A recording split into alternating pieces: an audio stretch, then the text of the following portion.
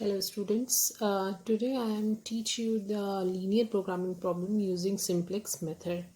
तो आज मैं आपको क्या बता रही हूँ, linear programming problem using simplex method से हम कैसे सॉल्व करते हैं। तो देखो इस एग्जांपल में हम क्या करते हैं, जैसे कि हमारे पास कोई एक ऑब्जेक्टिव फंक्शन है z equal to 5x1 plus 3x2 जिसको हमें मैक्सिमाइज करना है, जिसमें कि हमें सब्जेक्ट टू कॉन्स्टेंट क्या दी हुई है, दीज इनइक्वालिटीज़। ठीक है, जहाँ पर हम जानते हैं कि हमारे डिसीजन वेरिएबल्स कैसे हैं, ग्रेटर देन इक्वल टू 0 मतलब नॉन नेगेटिव्स हैं। ठीक है, तो सबसे पहला स्टेप क्या होगा कि हम इन इनइक्वालिटीज़ को क्या करेंगे, इक्वेशन की फॉर्म में लिखेंगे। जब हम इक्वेशन की फॉर्म में इसको कन्वर्ट करेंगे तो क्योंकि ये कैसी हैं, लेस देन इक्वल टू की इनइक्वालिटीज़ हैं, तो यहाँ पर क्या ऐड होगा, स्लैक वेरिएबल। कौन सा वेरिएबल स्टार्ट होगा इसमें, स्लैक वेरिएबल। और अगर यहाँ पर ग्रेटर देन की इक्वेशंस होती, x1 plus x2 greater than equal to, है ना, तो ग्रेटर देन इक्वल टू के साइन होता है इनमें, तो हम क्या ऐड करते हैं उस टाइम पे, सरप्लस वेरिएबल। तो यहाँ क्या हो जाएगा, यहाँ क्योंकि लेस देन है तो ये ऐड हो जाएंगे हमारे स्लैक वेरिएबल्स, जो हमने कर दिए s1 s2 और s3, और दोनों तीनों को इक्वेशन की फॉर्म में हमने उसको लिख दिया। ठीक है, तो अब देखो क्या होगा, ये मैट्रिक्स जो हमारी बन के तैयार हुई है, ये क्या आई है, कोफिशिएंट मैट्रिक्स। कोफिशिएंट मैट्रिक्स कैसे आई है, इनके कोफिशिएंट से हमारी ये मैट्रिक्स बनी।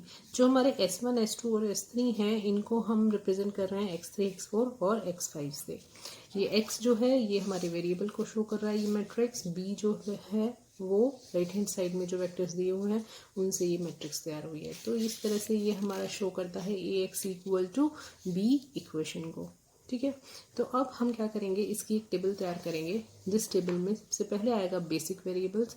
जितने भी आप स्लैक या सरप्लस वेरिएबल्स को ऐड या सब्ट्रैक्ट कर रहे हैं तो उनको हम यूज़ करेंगे, है ना, बेसिक वेरिएबल्स में, जिसमें कि इनिशियल कॉस्ट उनकी कितनी रखी जाएगी, 0, और एक्स बी जो ओरिजिनल दिया हुआ है यहाँ पर इन वेरिएबल्स की कॉस्ट वो आएगी 2, 10, 12। ठीक है, यहाँ ये कोफिशिएंट मैट्रिक्स आ जाएगी टोटल सारी, और ये सी जे क्या होंगे, जो हमें क्वेश्चन में ऑब्जेक्टिव फंक्शन में कॉस्ट दी हुई है, कॉस्ट वेरिएबल के कोफिशिएंट्स, तो वो आ जाएंगे यहाँ पर। ठीक है, तो अब इसमें हम क्या करेंगे, जेड जे माइनस सी जे, सबसे पहले हम निकालेंगे जेड जे माइनस सी जे। तो जेड जे कैसे निकलता है, जेड का फॉर्मूला होता है निकालने का C B into X B, C B into X B, इस कॉलम को मल्टीप्लाई करके दिस कॉलम में, और हम इंडिविजुअली इसको मल्टीप्लाई करेंगे और फिर समीशन निकालते हैं जैसे, तो उस तरह से हम इसको निकालेंगे इक्वल टू 0 करके। ठीक है, तो ये हमारा क्या आ गया, 0 आ गया z। अब हम क्या करते हैं, हमें चाहिए जेड जे माइनस सी जे, तो हमारा पहला कैसे आ गया, -1 -5, कैसे 0 -5, तो यहाँ -5 आ गया। इस कॉलम के लिए करेंगे तो यहाँ -3 आ जाएगा, टोटल 0 माइनस के 3, तो -3 आ गया। ठीक है, इस तरह से क्या होगा, ये हमारा जेड जे माइनस सी जे निकल जाएगा। इन दोनों में अब हमें देखना है नेगेटिव कौन सा है, मिनिमम, सबसे मिनिमम नेगेटिव कौन सा है नंबर है, तो हमारे पास यहाँ पर मिनिमम क्या आया, -5। इसके कॉरस्पॉन्डिंग जो कॉलम है उसमें जाएंगे। ठीक है, उसके बाद हम क्या करेंगे, यहाँ एक कॉलम ऐड हुआ है मिनिमम रेशो। मिनिमम रेशो क्या होती है, एक्स बी अपॉन एक्स आई। जिस कॉलम में आपको नेगेटिव मिला है, मिनिमम मिला है, उसमें उसके अकॉर्डिंग हम ये रेशो निकालेंगे, X B upon X one. तो यहाँ क्या हो जाएगा हमारा, X B upon X one.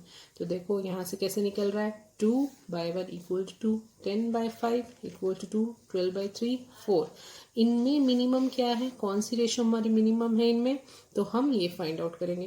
तो हमारी है 2 मिनिमम, तो हम क्या करेंगे, इस मिनिमम कॉलम को जो हमें जेड जे माइनस सी जे में मिनिमम मिला है और इधर से जो मिनिमम मिल रहा है, उनके इंटरसेक्टिंग पॉइंट को एक कॉलम से, एक बॉक्स से रिप्रेजेंट कर देंगे, तो वो हमारा आया यहाँ पर 1। ठीक है, तो अब देखो इसके बाद क्या होगा, क्योंकि हमारी जेड जे माइनस सी जे जो है वो कैसी हैं, सब नेगेटिव मिली हैं, तो हमें सेकेंड आइट्रेशन में जाना होगा। हमें क्या करना होगा, सेकेंड आइट्रेशन में जाना होगा। तो हमारी एक और टेबल बन के तैयार होएगी जो उसी तरह लिखी जाएगी, basic variable, cost variable, X B, X one, X two, इस तरह से। अब देखो क्या हुआ, क्योंकि हमें वेरिएबल जो हमारा की पॉइंट मिला वो इस पे मिला, तो हम क्या कहेंगे कि जो x1 है वो अब बेसिक वेरिएबल में एंट्री कर जाएगा और s1 जो है इस टेबल से बाहर हो जाएगा। तो वो उसकी वैल्यूज़ कोई भी मैटर नहीं करेंगी अब। तो देखो s1 की कोई वैल्यूज़ ज़्यादा मैटर नहीं करेंगी, हम उसको डैश से भी शो कर सकते हैं। और यहाँ पर x1 जो है वो बेसिक वेरिएबल में आ गया। जब वो x1 बेसिक वेरिएबल में आ गया है तो हम इसकी अब क्या करेंगे, जो ओरिजिनल कॉस्ट दी हुई थी अब वो लिखेंगे यहाँ पर 5, ठीक है।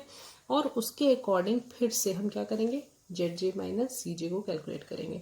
तो एक चीज़ देखो, जब हमें यहाँ की एलिमेंट 1 मिला है तो हमारा यहाँ क्या काम होता है कि जो भी की एलिमेंट मिला है जिसे हमने बॉक्स में उसको वो किया है, शो किया है, उसको क्या करते हैं हम, हमें उसको नंबर को 1 बनाना होता है। क्योंकि यहाँ ऑलरेडी 1 है तो हमें 1 से डिवाइड कर के सेम ही नंबर मिलेगा। अगर यहाँ कोई और नंबर होता तो हम क्या करते, हम उस एलिमेंट को उस नंबर से डिवाइड कर देते और पूरी रो को उससे डिवाइड करते, तो हमें वो जो की एलिमेंट है वो भी 1 मिल जाता। तो अब देखो यहाँ तो ऑलरेडी 1 है तो हमने पूरे को फिर भी डिवाइड किया, इस सी बी को छोड़ देंगे, है ना, इस वाले कॉलम को छोड़ के बाकी सब से उसको डिवाइड करेंगे ताकि वो 1 बने। क्योंकि यहाँ 1 है ऑलरेडी तो हमारे को ज़रूरत नहीं है, ये सिर्फ शो करने के लिए आपको दिखाया गया है, ठीक है।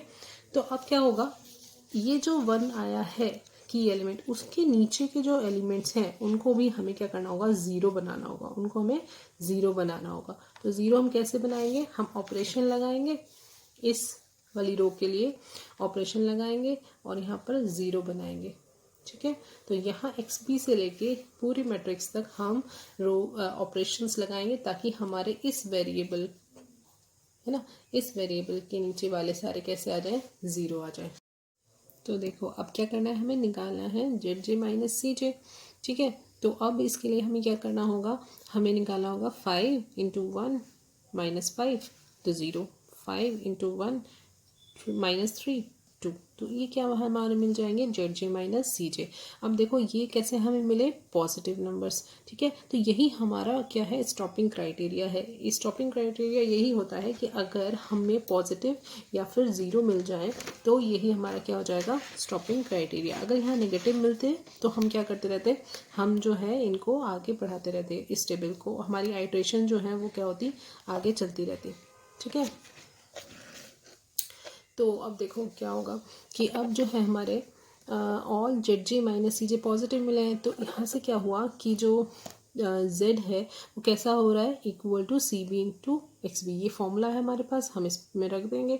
तो यहाँ से क्या आ जाएगा हमारे पास, 5 इंटू 2, 5 इंटू 2 10 और प्लस 0 0 और ये जो 0 हो गया तो टोटल वैल्यू क्या मिली कैलकुलेट करके 10। तो यहाँ से जो मैक्सिमम वैल्यू हुई वो कैसी हो गई, z की क्या आई हमारे पास 10।